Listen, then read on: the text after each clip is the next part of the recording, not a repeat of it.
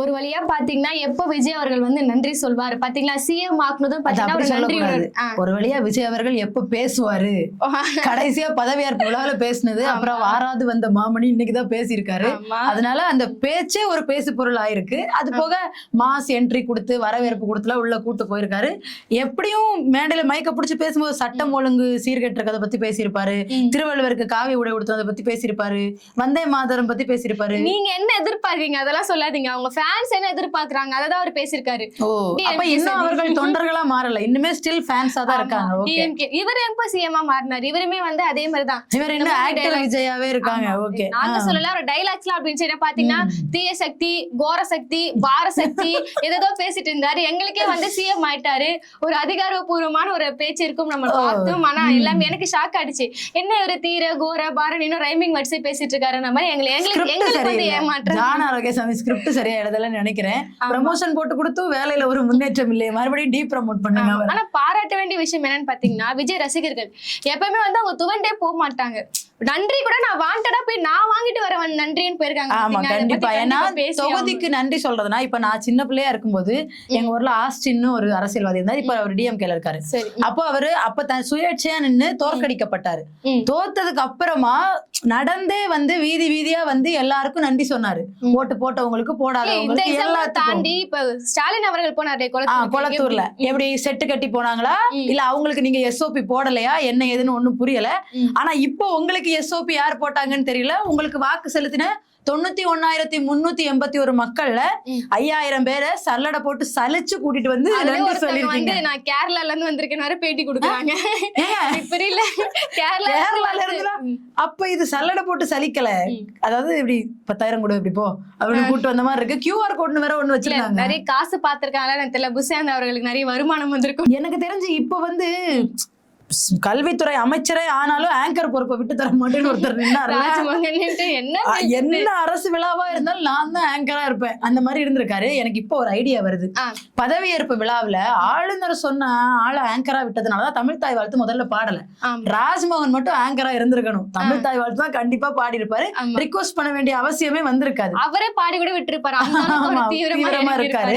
நம்ம கேள்வி என்னன்னா, முன்பு காலத்துல இப்ப சிஎம் ஆகிறதுக்கு முன்னாடி வரையுமே மக்களை சந்திக்க விட மாட்டாங்க, எஸ்ஓபி போடுறாங்க, தடை பண்றாங்க, பர்மிஷன் கொடுக்க மாட்டாங்க. நான் மக்களை போய் பாக்கலன்னு சொன்னாரு. நான் வந்தா கூட்டம் கூடிரும், நான் ஒரு பெரிய ஸ்டார். அது உண்மைதாங்க, பெரிய ஸ்டார் தான், உச்ச நடிகர். உண்மைதாங்க, எல்லாமே உண்மைதாங்க. யாரையுமே காசு கொடுத்து கூப்பிடல, யாரையுமே குரூப்ல இத்தனை மணி நேரம் வந்து வெயிட் பண்ணீங்கன்னா மணிக்கூருக்கு இவ்வளவு பேரம் பேசல. இல்லங்க, உச்ச நடிகருக்கு வந்த கூட்டம் நாங்க நம்புறோம். உண்மைதாங்க, அது உண்மைதான். வந்தா கூட்டம் வரும். அதனால முன்னாடி அந்த காரணம் சொன்னாரு. இப்ப நீங்க சொல்ற மாதிரி எஸ்ஓபி எல்லாம் கிடையாது, உங்களோட கண்ட்ரோல்ல தான் காவல்துறை இருக்கு. அதாவது உலகத்துல முறையா எதிர்கட்சி ஆளுங்கட்சியே ஒடுக்குது. அதெல்லாம் இந்த தமிழ்நாட்டுல மட்டும்தான் நடக்குது. இதுக்கு முன்னால டிஎம்கே ஏடிஎம்கே எதிரெதிர் வரிசையில இருந்தாங்க. அப்ப டிஎம்கே ஆளுங்கட்சியா இருந்தாரு. நீங்க ஏன் எல்லா மேடையிலயும் டிஎம்கே பத்தி பேசுறீங்கன்னு கேட்டதுக்கு வாய்க்கிலேயே ஒரு வசனம் ஒண்ணு பேசினாரு. இதுக்கு முன்னால ஏன் எல்லா மேடையிலயும் திமுக திமுக திமுகனே பேசுறீங்க, அதிமுக பத்தி ஏன் பேச மாட்டீங்கன்னு கேட்டதுக்கு ஆட்டத்திலே இல்லாதவங்களை பத்தி நான் ஏன் பேசணும் அப்படிங்கிற அருமையான பதில் சொன்னாரு. இப்ப என்ன சொல்லிருக்காருன்னா, இந்த ஆட்ட நாயகனே நீங்க தான் மற்றும் பில்லர்னு எப்பவே சொல்லிட்டு இருக்காரு. இப்ப என்ன சொல்லலாம்னா தீர்ந்து போனவங்க சக்தி அப்படின்னு சொல்றாரு. யாருன்னு இதெல்லாம் எழுதி கொடுக்குறா? தீர்ந்து போன சக்தி, ஒளிஞ்சு போன சக்தி. ஒரு முதல்வர் ரேஞ்சுக்கு ஏறி பேசுங்கன்னு. இந்த பொதுக்கூட்டத்துல கட்சியில ஒரு தொண்டன் இருப்பான், யாரோ ஒரு தொண்டன் இருப்பாங்க. அவனுக்கு இருக்கிற மொத்த கோவத்தை, எதிர்கட்சி மேல இருக்கிற மொத்த கோவத்தை ஒரு மேடை போட்டு கொடுத்தா பேசி தள்ளிடுவாப்ல. அந்த மாதிரி பேசிக்கிட்டு இருக்கீங்க. அந்த தீர்ந்து போன தோர்ந்து போன கூட டைலாக் மறந்துச்சு, பேசிட்டே இருந்தாரா தீர்ந்து போனா தோர்ந்து போனா அவரே கன்ஃபியூஸ் ஆயிடுவாரு. அதான் டைலாக் எழுதி கொடுத்து மதுரை கிழக்கு விஜய்னு பார்த்து படிச்சவர்கிட்ட நீங்க என்ன பேசுவீங்க? ரொம்ப நாளா இன்னைக்கு பார்த்து படிக்கலங்க. அந்த தீர்ந்து தோர்ந்து இதுக்கு என்ன காரணம் நான் சொல்றேன். ஏன் பிரஸ் மீட் கொடுக்கல, ஏன் பிரஸ் மீட் கொடுக்கலன்னு கேள்வி கேட்டீங்கல்ல. நடுவுல வேற பிரஸ் மீட் கொடுத்தா இது மறந்து போயிடும். நான் இதுக்கு ப்ரிப்பேர் பண்ணிட்டு இருக்கேன். என்னால ஒரு நேரத்துல ஒரு விஷயத்துல தான் கான்சென்ட்ரேட் பண்ண முடியும் அப்படிங்கறது ப்ரிப்பேர் பண்ணிட்டு இருக்கீங்களா? உழைச்சிட்டு இருக்காரா? ஆனா வந்து மேடை போட்டு கேள்விக்கு பதில் சொல்லியிருக்காரு. என்ன உழைப்பு? நிறைய உழைச்சிருக்காருங்க. நடுவுல துண்ட தூக்குனது, கோட்டு போட்டது, கண்ணாடி போட்டது, அதுவா? அது தவறான ஒரு விஷயம். கோட்டுக்கு அவர் பதில் கொடுத்திருக்காரு. நாளா கோட் போடக்கூடாதா? இது தனுஷோட டைலாக்ல. ஏன் நாங்கெல்லாம் போயஸ் கார்டன்ல வீடு வாங்க கூடாது? ஆட்சியில அதிகாரத்துல இருக்கவங்க அதிகார வர்க்கம் மட்டும் தான் இதெல்லாம் போடணுமா அப்படின்னு கேட்டாங்க. அதிகார வர்க்கமே நீங்க தானே, இப்போ நீங்க தான் கோட்டு போட்டிருக்கீங்க. இன்னொன்னு நீங்க கோட்டு போட்டதை பத்தியோ, நீங்க ஷூ போட்டதை பத்தியோ, உங்க ரேபான் கூலிங் கிளாஸ் பத்தியோ எதிர்க்கட்சியும் பேச கிடையாது, அதிமுக தொண்டர்களும் பேச கிடையாது. எதை பத்தி பேசணும்? நீங்க போட்டு வர கோட்டை வச்சு எந்நேரமும் ஃபிளாஷ் நியூஸ் அதையே ஓடுதே. உங்க கோட்டை பத்தி அது நியூஸ் எல்லாம் பத்தி கேட்கணும். உங்க கோட்டை பத்தி யாரு பேசினாங்க தெரியுமா? செய்தி இங்கிலீஷ்னு ஒரு சேனல் இருக்கு, பழைய தலைமுறைன்னு ஒரு சேனல் இருக்கு, இந்தி டிவின்னு ஒரு சேனல் இருக்கு.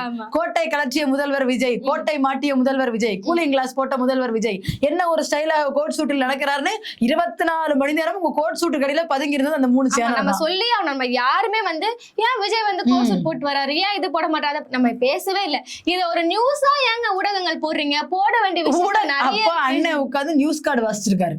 என்னடா என் கோட்டை பத்தி பேசுறீங்க, இருந்த அடுத்த மேடையில பேசும்போது உங்களுக்கு இருக்குடா அப்படின்னு வந்து கமெண்ட்ல அவங்க ரசிகரே கேட்டிருக்காங்க, இத பத்தி ஏன் இவ்வளவு பேரு அதை வந்து நம்ம கிட்ட வந்து பதில் சொல்லிட்டு இருக்காரு. இத கூட இதுல இன்னொரு முக்கியமான விஷயத்தை சொல்லிடுறேன். சமுதாயத்தின் நாட்டின் 4வது தூண்கள் பத்திரிகையாளர்கள். பத்திரிகையாளர்களுக்கு உள்ள இடம் இல்ல. இன்னைக்கு நடந்த மீட்டிங்ல உள்ள இடம் இல்ல. உள்ள இத போட்டுட்டு வெளியே உட்கார்ந்துக்கோங்க. எதுக்குன்னா பாதுகாப்பு கருதி. இல்ல யாராவது இது மாதிரிலாம் ஏறுவா, அப்புறம் அந்த வீடியோ திருப்பி டெலிகாஸ்ட் பண்ணுவீங்க. உள்ள இருந்தா சார் பிரஸ் மீட் எங்க அண்ணன் காதுல கேட்க விரும்பாத வார்த்தைகள்லாம் சொல்லுவீங்க.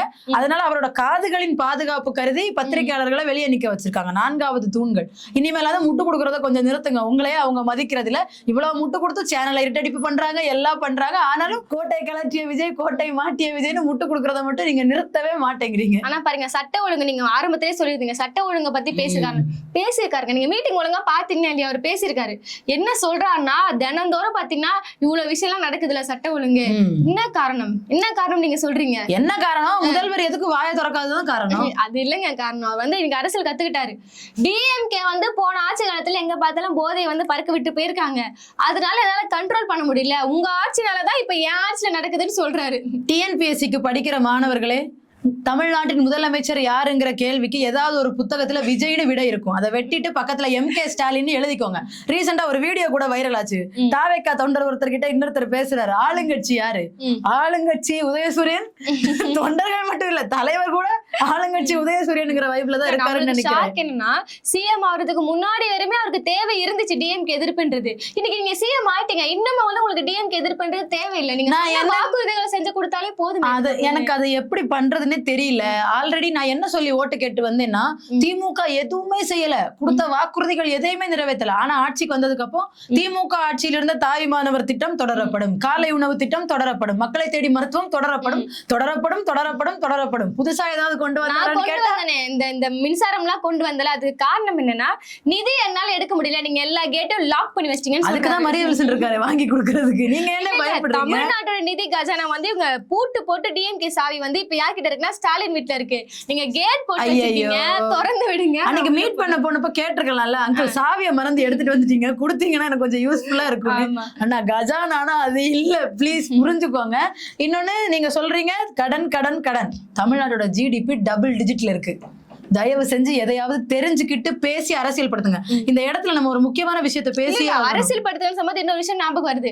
நான் ஆட்சிக்கு வந்த பேர் எவ்வளவு பேர் நான் அரசியல் படுத்திருக்கேன்னு தெரியுமான்னு கேக்குறாரு. இது வரையுமே ரீல்ஸ் போட்டவங்க எல்லாருமே இப்போ உட்காந்து சட்டசபை லைவ் பாக்குறாங்க. அந்த அளவுக்கு நான் பெருமைப்படுறேன்னு சொல்றேன். சட்டசபை லைவ் பார்த்து உங்களை தான் அடிக்கிறாங்க. ஏன்னா நீங்க பேசவே இல்லை, உட்காந்து பேப்பர்ல ஏதோ எழுதுறீங்க, அதை கூட என்னென்னமோ போட்டு கிண்டல் பண்றாங்க. அதை பத்தி பேசுறதுக்கு நான் விரும்பல. நீங்க வந்து அதாவது சட்டமன்றத்துல எப்படி கொந்தளிச்சிங்க நாங்க பார்த்தோம். எங்க அந்த பேப்பர் இது குதிரை பேர ஆட்சி இல்ல, குதிரை வேக ஆட்சி. பண்ணி காட்டல, விஜய் பண்ணி காட்டுறேன். அரசியல் படுத்துறதுன்னு வரும்போது நம்ம இங்க முக்கியமான ஒரு விஷயத்த பேசி ஆகணும். என்னன்னா, வெறுப்பு அரசியலை விதைக்கிறாரு விஜய். அரசியல் படுத்துறாரு, ஆனா வெறுப்பு அரசியலை விதைக்கிறாரு. எப்படின்னா, உங்களை தற்கூரின்னு சொல்றாங்க பாருங்க, என்ன எதுவும் சொல்லல, உங்களை தான் தற்கூரிங்கிறாங்க. எனக்கு ஓட்டு போட்ட மக்களை தற்கூரிங்கிறாங்கன்னா, உங்களுக்கு ஓட்டு போட்டது இந்த பொதுஜனம், அவங்கள யாரும் தற்கூரின்னு சொல்லல.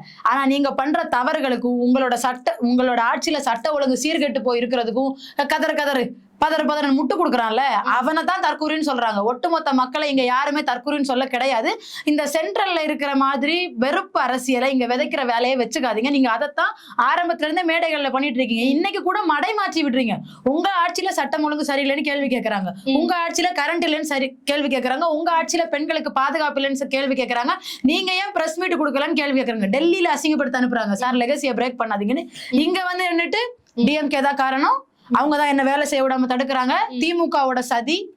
இப்ப கரண்ட் இப்படி கேள்வி கேட்டா அவர் என்ன சொல்றாருன்னா, மக்கள் வந்து விஜய் ரகசியமா ஒரு தகவல் சொல்லியிருக்காங்களா நம்மள மீறி. என்ன தகவல் பாத்தீங்கன்னா, உங்களை ஏதாவது விமர்சனம் பண்ணாங்கன்னா நீங்க கண்டுக்காதீங்க, உங்களை பத்தி பேசுறவங்கள நாங்க பாத்துக்கிறோம், நீங்க எங்க நல்ல பண்ணி நீங்க வந்து நீங்க அமைதியா கோட்டைக்குள்ள உட்காருங்கன்னு, நாங்க உங்களை பத்தி கேள்வி கேட்கறவங்க நீங்க பண்ற தப்ப சுட்டி காட்டுறவங்கள கமெண்ட்ல அபியூஸ் பண்ற வேலையை நாங்க பாத்துக்கிறோம். அது வந்து இவர் என்கரேஜ் பண்றாரு ஆரம்பத்துல. கண்டிப்பா அவர் ஆரம்பத்துல இருந்து அதை என்கரேஜ் பண்ணிட்டு தானே இருக்காரு. நான் பாக்குறேன் நீங்க பேசுறதெல்லாம்.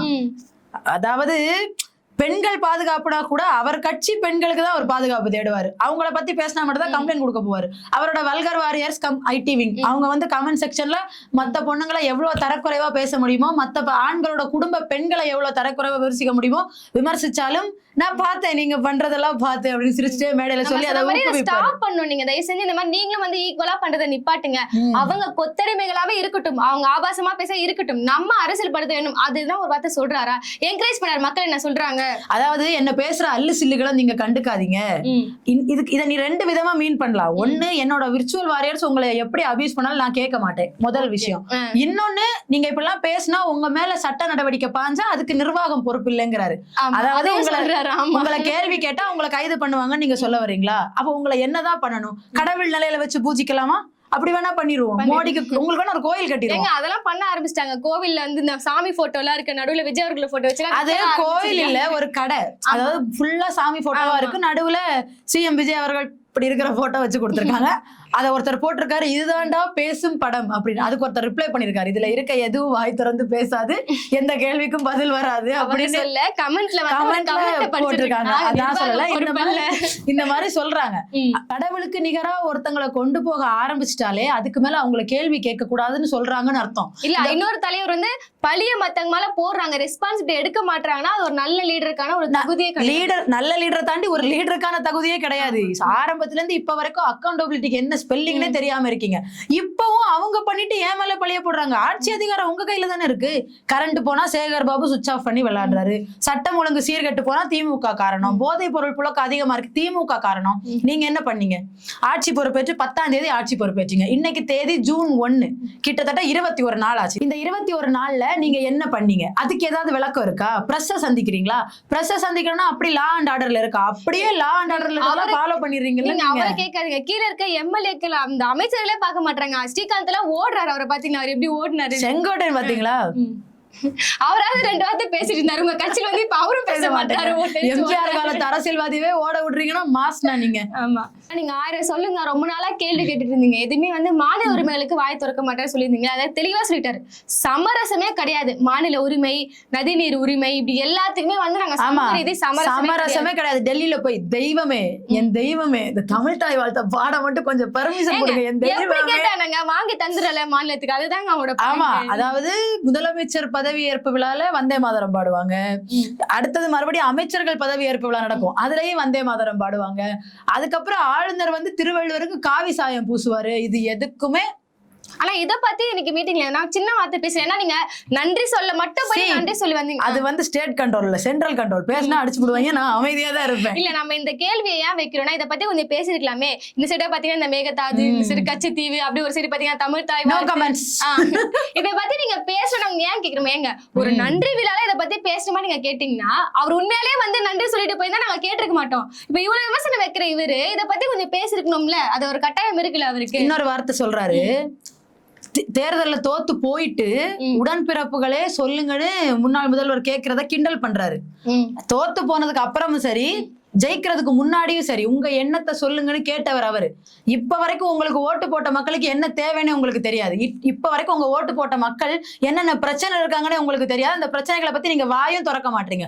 ஆட்சியில ஏறி உட்கார்ந்ததுக்கு அப்புறமும் பர்சனல் அட்டாக் பண்ணிட்டு இருக்கீங்களே சார், இது என்ன மாதிரியான பழக்கம்? அவர் வந்து நியாயத்தை கேட்கிறாரு. என்ன நீங்க என்ன சொன்னீங்க, சிஎம் ஆயிட்டீங்கன்னா 6 மாசம் உங்களை வந்து நாங்க இடையூறு பண்ண மாட்டோம்னு சொன்னீங்களா இல்லையா? இப்ப என்ன உங்களால ஒரு 6 நாள் கூட தாங்க முடியல, எதுக்கு விமர்சனம் பண்றீங்கன்னு? ஆமா, நாங்க 6 மாசம் வெயிட் பண்றோம். நீங்க வந்து காவிரி தண்ணி வராம தமிழ்நாடு பாலை பாலைவனம் ஆகட்டும், இந்த பக்கம் பெண்களை பாலியல் வன்புணர்வு பண்ணி இது பண்ணட்டும், அந்த பக்கம் சட்ட ஒழுங்கு சீர்கட்டி எல்லாரும் சாவட்டும், இப்படியே போயிட்டு இருக்கட்டும். 6 மாசம் எல்லாரும் வாய மூடிட்டு உங்களை முதல் எதிர்ப்பு அதாவது நம்மள மாதிரி தானே நம்ம இன்னொருத்தங்களை எதிர்பார்ப்போம். அதனால அவர் மாதிரியே எதிர்கட்சி எதிர்பார்க்காரு.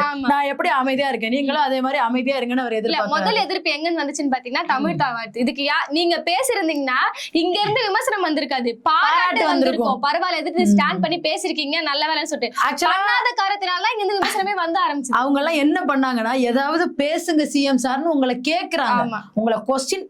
இப்போ என்ன சொல்றாங்க, யாருமே அவமானப்படுத்தல.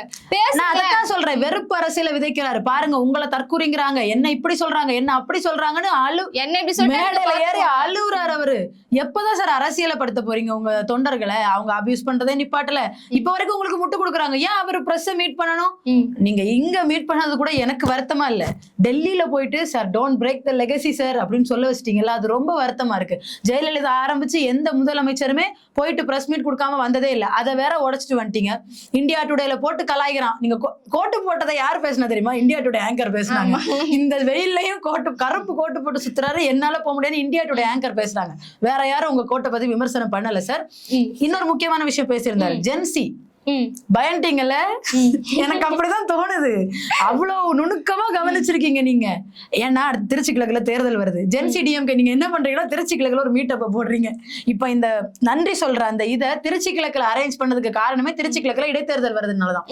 ஏன்னா இல்ல அதான் சொல்றாரு, ஆதரவு கொடுத்தீங்க, கொஞ்சம் கம்மியா அந்த ஆளுங்க வேற கொடுத்ததுதான் கொடுத்தீங்க. ஒரு 2 சீட் எக்ஸ்ட்ரா கொடுத்திருந்தா இப்படி ஒவ்வொரு கட்சி ஆபீஸுக்கும் ஆளுநர் ஆபீஸுக்கும் நான் அலைஞ்சிருப்பேன்னா. அதுலயும் பாத்தீங்கன்னா கூத்து நடந்துச்சு பாருங்க, டிஎம்கே ஏடிஎம்கே அவங்க பொல்லாத கூத்து எல்லாம் நடத்தினாங்க. நான் ஆட்சிக்கு வரக்கூடாது. ஆமா, ஏன்னா கூட்டணி கட்சி எல்லாம் ஆதரவுக்கு அனுப்பிச்சதுக்கு அப்புறமும் கூத்து நடத்தினாங்க. இத மாதிரி ஒரு வெறுப்பு அரசியல இது வரைக்கும் தமிழ்நாட்டுல ஜெயலலிதா கூட பண்ணது கிடையாது. நீ உங்ககிட்ட ஜெயலலிதா ஆட்சியை பார்த்ததா அதிமுக இருந்து ராஜினாமா பண்ணிட்டு வந்த எம்எல்ஏக்கள், அதாவது பேர் சொல்ல விரும்பாத கட்சியை உடைக்க அந்த கட்சி எம்எல்ஏக்கள். எடப்பாடியார் அவர்கள் இந்த வயசுலயும் அரசியலா 1000 விமர்சனம் இருக்கலாம், இந்த வயசுலயும் ஒரு தொகுதி விடாம போய் பிரச்சாரம் பண்ணாரு. நீங்க வீட்டுக்குள்ளே தூங்கிட்டு இருந்தீங்க.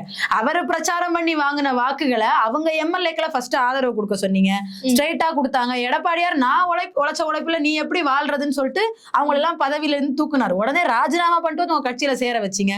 இவ்வளவு மோசமான ஒரு அரசியலை பண்ணிட்டு மேடையில மத்தவங்களை பத்தி கொச்சையா பேசுறதுக்கு உங்களுக்கு எப்படி சார் மனசு? அது கொச்சையா பேசுறாங்க, ஓகே, நான் உழைச்சேன்னு சொல்றதுக்கே ஒரு மனசு வரணும்ல. செய்யாத ஒரு விஷயத்த நான் உழைச்சேன்னு உழைப்பா என்ன ஸ்பெல்லிங் அப்படின்னு கேட்பாரு அவரு. இறுதியா பார்த்தோம்னா நம்ம நிறைய விஷயம் எதிர்பார்த்தோம். ஏன்னா நிறைய விமர்சனம் இந்த அரசு மீது பாத்தீங்கன்னா ஒரு வார காலத்திலேயே அவ்வளவு விமர்சனம் இருந்துச்சு. இதுக்கெல்லாம் பதிலடி கொடுப்பாரு பாருங்க. பதிலடி வந்து பொறுப்பெதிரி கொடுப்பாருன்னு பாத்தீங்கன்னா பழைய ஆட்சி காலத்தின் மீது ஒரு தாக்குதலை நடத்தி ஒரு பதிலடி கொடுத்திருக்காரு. இது ஏற்பத்தக்க ஒரு விஷயமாவே கண்டிப்பா இல்ல. ஏன்னா பிரச்சார மேடைகள்ல என்ன பேசுனீங்களோ அதையே இப்பவும் பேசுறீங்க. லாஸ்டா பாருங்க, கான்பிடென்டா இருங்க, வெற்றி நிச்சயம் சார், வெற்றி வந்துருச்சு, அவ்வளவுதான். இதுக்கப்புறம் நீங்க என்ன நல்லது ஆரம்பிக்கணும். 108 கொடுத்தீங்க, கூட 2 சீட்டு கொடுத்திருந்தா சோஃபா வேஸ்ட் ஆயிருக்காது, காசு வேஸ்ட் ஆயிருக்காது. சரி போட்டோம், இந்த வாட்டி இப்படி பண்ணிட்டீங்க, அடுத்த இடைத்தேர்தல் வருது, பார்த்து பண்ணுங்க. நான் வந்து யார நிப்பாட்டலான்னு இருக்கேன்னா, எனக்கு ஸ்கிரிப்ட் எழுதி தர்றவரை நிப்பாட்டலான்னு இருக்கேன். ஜெயிக்க வச்சு சட்டமன்றத்துக்கு அனுப்புனீங்கன்னா நீங்க எதிர்பார்க்கிற மாதிரி ஃபயரா பேசுவேன். இப்ப தெரிஞ்சிச்சு எதற்காக இவ்வளவு நாள் கழிச்சு நன்றி சொல்ல போயிருக்காருன்னா, நன்றி சொல்ல கிடையாது, இது ஒரு பிரச்சாரம். எனக்கு என்ன டவுட்னா, அண்ணன் இங்க இருக்காரு, பெரம்பூர் இங்க இருக்கு, திருச்சி இங்க இருக்கு. ஆனா இங்க இருக்கிற பெரம்பூருக்கு நன்றி சொல்லவே இங்க இருக்க திருச்சிக்கு நன்றி சொல்ல போயிருக்காரு. மக்கள் தான் பாதி ஆள் தான், அவங்க எனக்கு தான் ஓட்டு போடுவாங்க. என்ன சொல்லிட்டாரு, நான் வந்து பெரம்பூர் எம்எல்ஏவா, எல்லாரும் அப்படி சொல்றாங்க, ஆனா நான் எனக்கு க்ளோஸ் டு ஹார்ட் திருச்சி தான். ஏன்னா அங்கதானே இடைத்தேர்தல் வருது. உங்களுக்கு அரசியல் தெரியலன்னு நிறைய பேர் சொன்னாங்க, உங்களுக்கு அரசியல் தெரியுதுன்னு. ஏன்னா எப்படி வெறுப்பு அரசியலை விதைக்கணும்னு சென்ட்ரல பார்த்து கத்து வச்சிருக்கீங்க, ஆனா உங்களுக்கு புரிதல் இல்ல. அதுதான் பிரச்சனை. புரிஞ்சுக்கிட்டு இன்னும் வரும் காலங்கள்ல அரசியல் பண்ணுவீங்கன்னு பொறுத்திருந்து பார்ப்போம்.